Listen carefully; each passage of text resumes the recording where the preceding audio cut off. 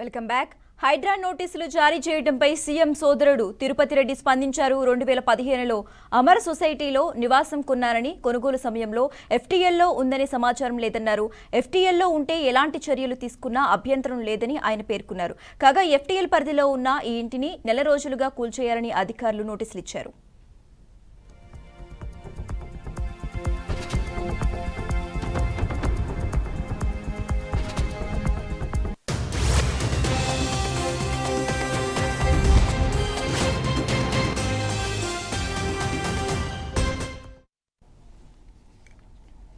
హైడ్రా నోటీసులు జారీ చేయడంపై సీఎం సోదరుడు తిరుపతి రెడ్డి స్పందించారు. 2015లో అమర్ సొసైటీలో నివాసం కొన్నారని, కొనుగోలు సమయంలో ఎఫ్టీఎల్లో ఉందనే సమాచారం లేదన్నారు.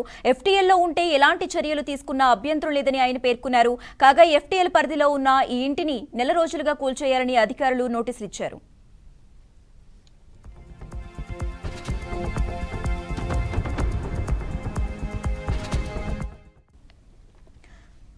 రైట్, ఇక ఇదే అంశానికి సంబంధించి మరింత సమాచారం మా అవుట్పుట్ ఎడిటర్ రాము అందిస్తారు. రాము. శశిరేఖ, ముఖ్యంగా గత నెల రోజులుగా హైడ్రా సంబంధించింది హైదరాబాద్ లో దూకుడు పెంచిందని చెప్పుకోవచ్చు. ఈ నేపథ్యంలోనే దుర్గం చెరువు ప్రాంతంలో ఎఫ్టీఎల్ పరిధిలో ఉన్న ఏవైతే భవనాలు ఉన్నాయో అన్నిటికీ నోటీసులు అందివ్వడం జరిగింది. దీనిలో భాగంగానే హైడ్రా సీఎం రేవంత్ రెడ్డి తమ్ముడికి తిరుపతి రెడ్డి కూడా బిల్డింగ్ కు నోటీసులు ఇవ్వడం జరిగింది. అతను హైడ్రా నోటీసులు జారీ చేసిన నేపథ్యంలో సీఎం రేవంత్ రెడ్డి సోదరుడు తిరుపతి రెడ్డి కూడా స్పందించాడని చెప్పొచ్చు. 2015లో అమర్ సొసైటీలో నివాసం ఉండడం జరిగింది.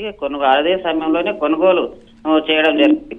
ఆ సమయంలో ఎఫ్టీఎల్లో ఉందనే సమాచారం తనకు లేదని చెప్పడం జరిగింది. అట్లాగే ఎఫ్టీఎల్లో ఉంటే ఎలాంటి చర్యలైనా తీసుకునేడానికి హైడ్రాకు ఉంది. ఖచ్చితంగా నేను ఎఫ్టీఎల్ పరిధిలో ఉంటే దాన్ని కూల్చేయడానికి నాకు ఎట్లాంటి అభ్యంతరం లేదు, కూల్చొచ్చు అని కూడా అతను చెప్పడం. ఇంటికి సంబంధించిన నెల రోజులకు సంబంధించిన హైడ్రా అధికారులు టైం ఇవ్వడం జరిగింది. కాబట్టి ఈ నెల రోజులకు సంబంధించిన దాంట్లో అన్ని ఆధారాలు ఖచ్చితంగా ఉంటే ఎఫ్టీఎల్ పరిధిలో ఉంటే ఖచ్చితంగా నా బిల్లుని కూల్చడానికి ఎట్లాంటి అభ్యంతరం లేదు.